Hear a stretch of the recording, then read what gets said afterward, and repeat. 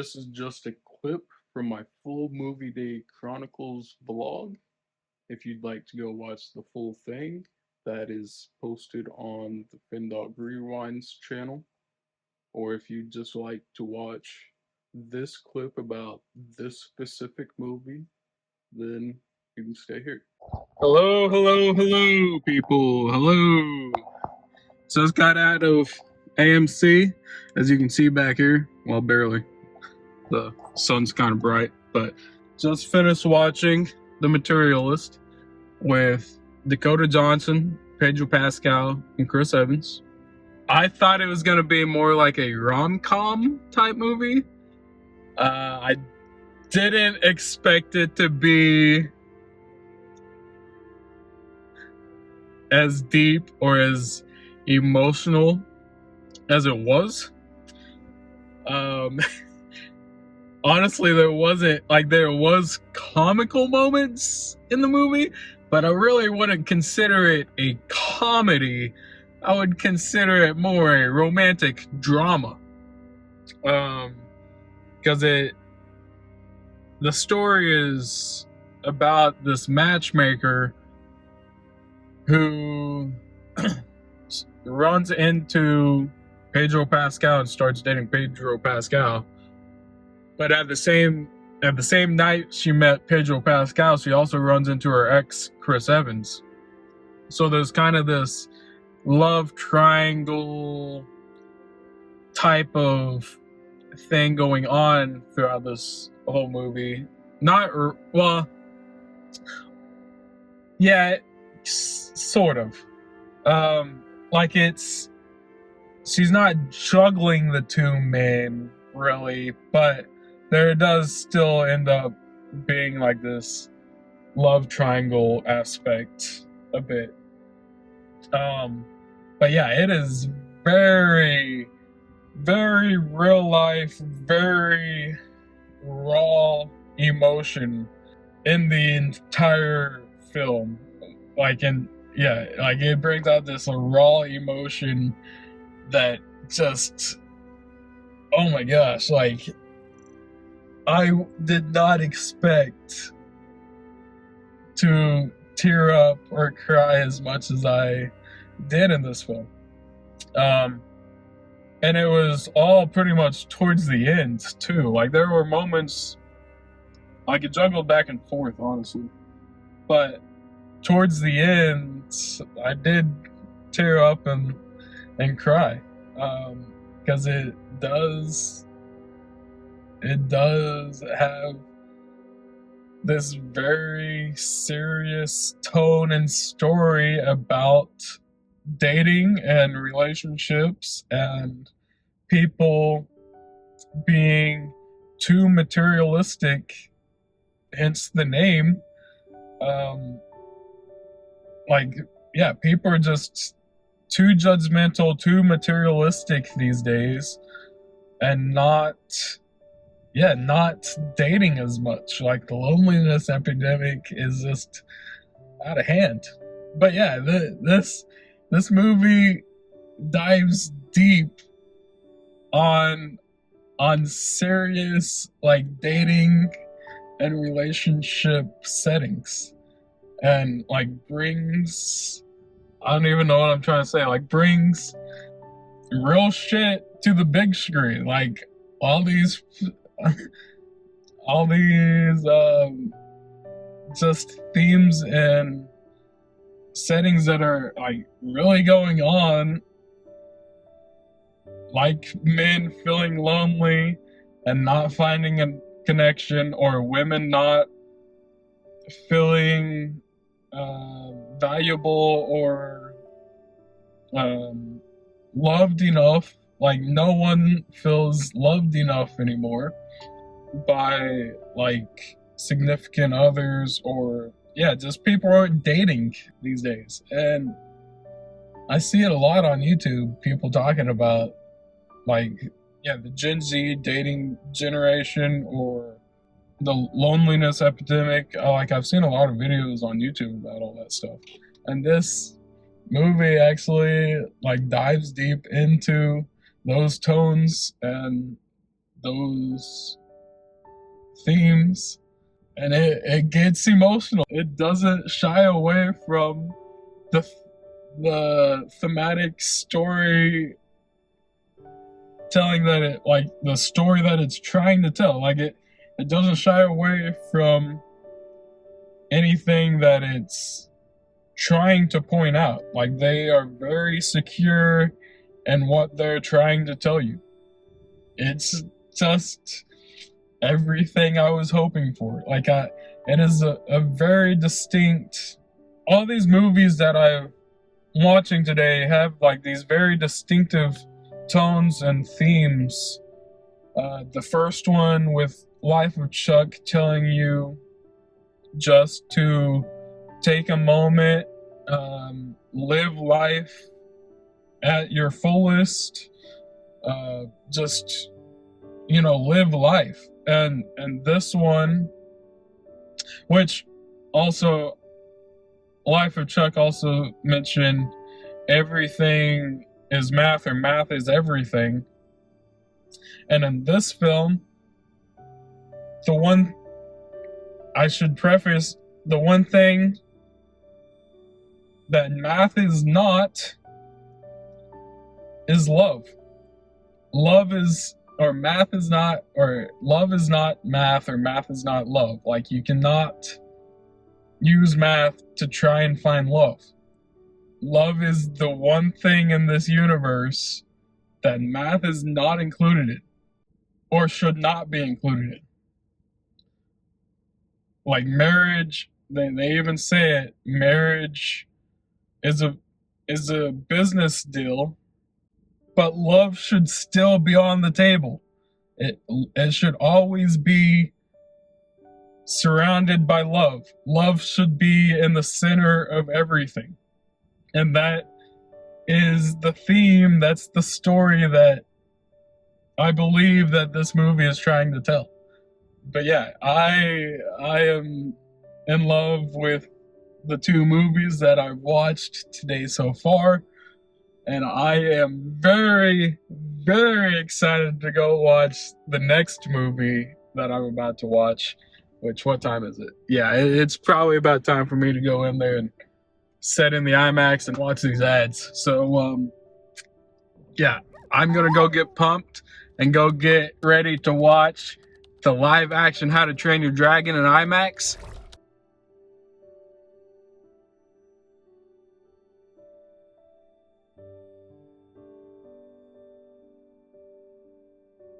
Love is messy, emotional, chaotic, but somewhat essential. Somewhat essential to our lives. Actually, not somewhat. It is essential to our life. This wasn't about falling in love. It was about choosing someone who doesn't fit your world, but loving them anyway. Well, it's a balance. Like, do you want someone who is exactly like you, exactly someone that like does the exact same things as you, or do you want someone different, someone who is unique, someone who is completely different than you? Think about like which one you want. Like, you want someone who is like you, or do you want someone who's different? Keep trying to make logical choices, though, structured choices, and love isn't safe. Like, they keep trying to make it safe. It's not safe. If there's no real connection there at all, like if there's no real connection between two people, then it'll just fall apart. So yes, like the Life of Chuck taught us about everything being structured, everything being calculated, everything connecting together. But the one thing that math is not is love. We have to choose our own person. We have to open up to more people. We have to connect to more people. Math, sure, it's a part of most things, but the one thing it shouldn't be a part of is love. Love should be the center of everything. Love is not calculated. It's not safe. It's not logical.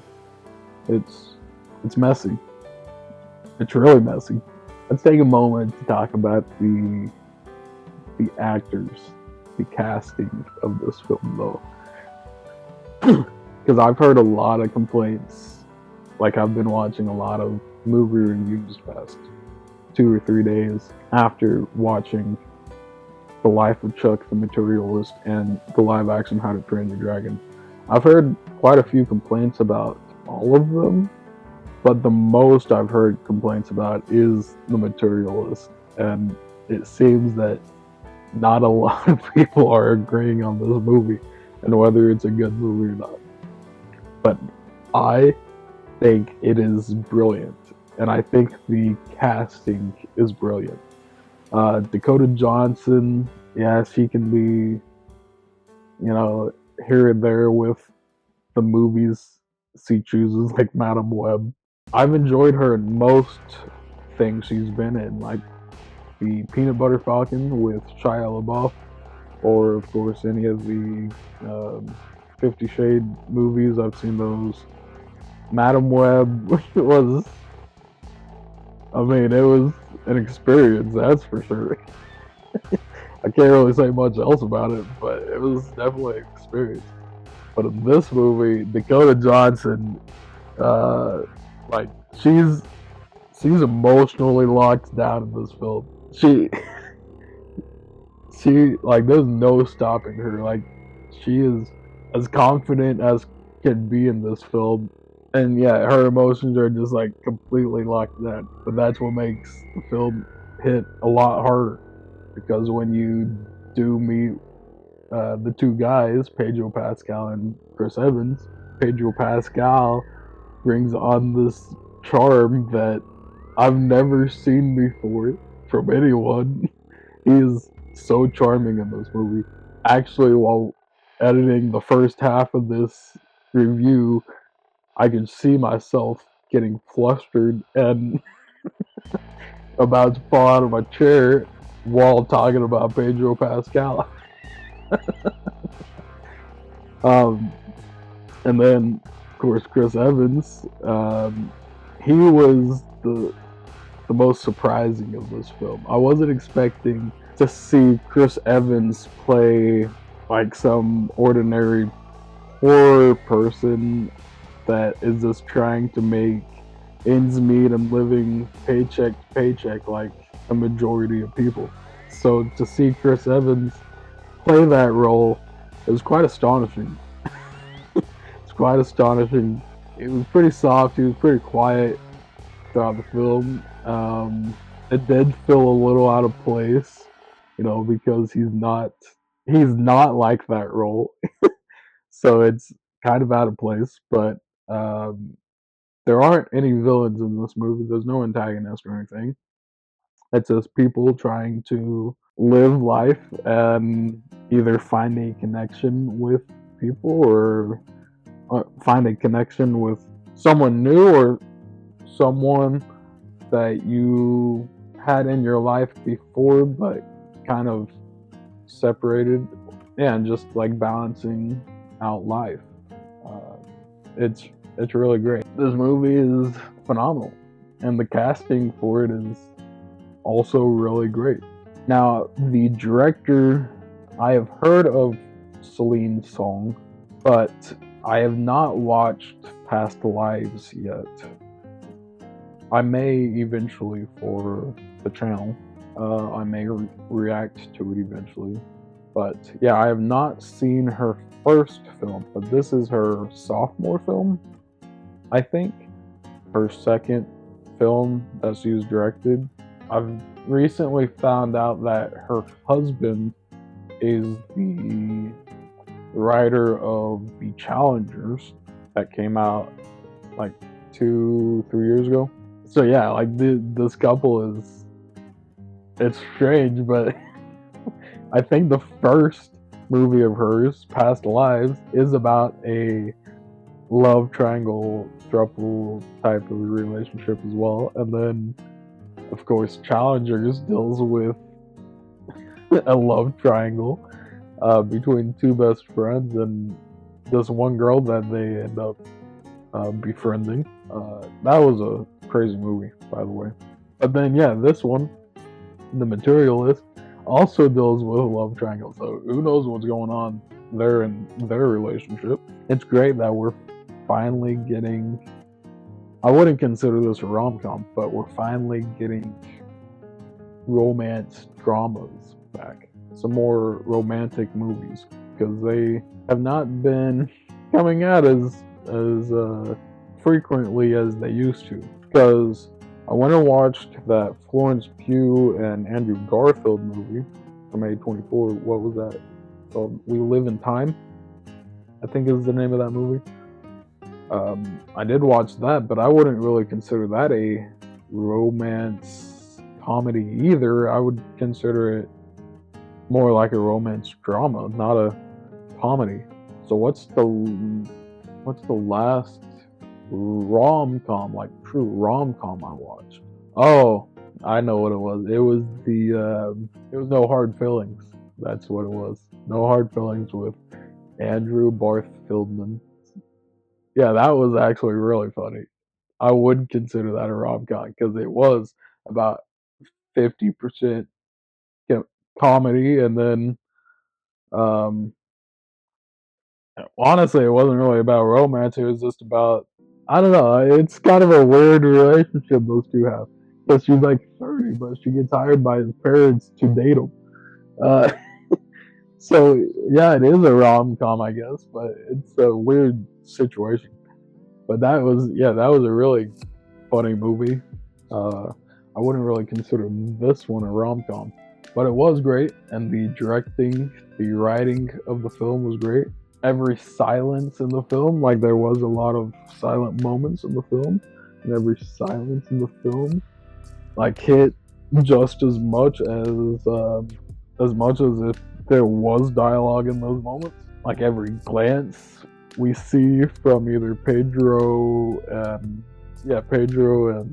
Dakota Johnson, or Chris Evans and Dakota Johnson. Like every glance we get or see between the three of them, yeah, every glance just admits what people are afraid to say out loud, and that's how people actually love. They quietly, in fear, in longing, yeah, just crave crave or long for someone, want to do do the little things for the people they love and not actually make a big deal out of it. They just want, yeah, they just want to show the person that they love, that they actually do listen, they do care about them. But the majority of the time, it's all silent, or it's all quietly building up in our heads. The movie is beautiful but hollow, intentionally, but still hollow. Even the costumes tell a story. Dakota starts off the movie as polished, as beautiful as she can be, looking as perfect as she can be, and by the end, her clothes are kind of looser, and she's feeling a little bit more like unraveled. Like the whole movie, she's just feeling like she's become a little bit looser, a little bit more unraveled. Like her life is unraveling around her. Yeah, so like even the costuming and the design of just everything, like the set designs, the costume designs, everything, it all has a purpose, and it's all just so beautiful. It's all so beautiful. So yeah, I'm glad I watched The Materialist right after I watched The Life of Chuck, because with the life lessons that Chuck's whole life was calculated by math, this movie proves that life, or that love, isn't calculated. It's not an equation, doesn't have a solution. It just is. It's just love. You try to make other people feel loved. It just is. We don't need our lives to look perfect. Behind this camera is a corner full of clothes that are laundry that I haven't been able to fold, or haven't had time to fold. None of our lives are perfect. None of our lives are perfect, but it is real. It is real. And that's what we need. That's all. That's all we need. It's just something that feels real. Love that feels real, not fake, but actual real love.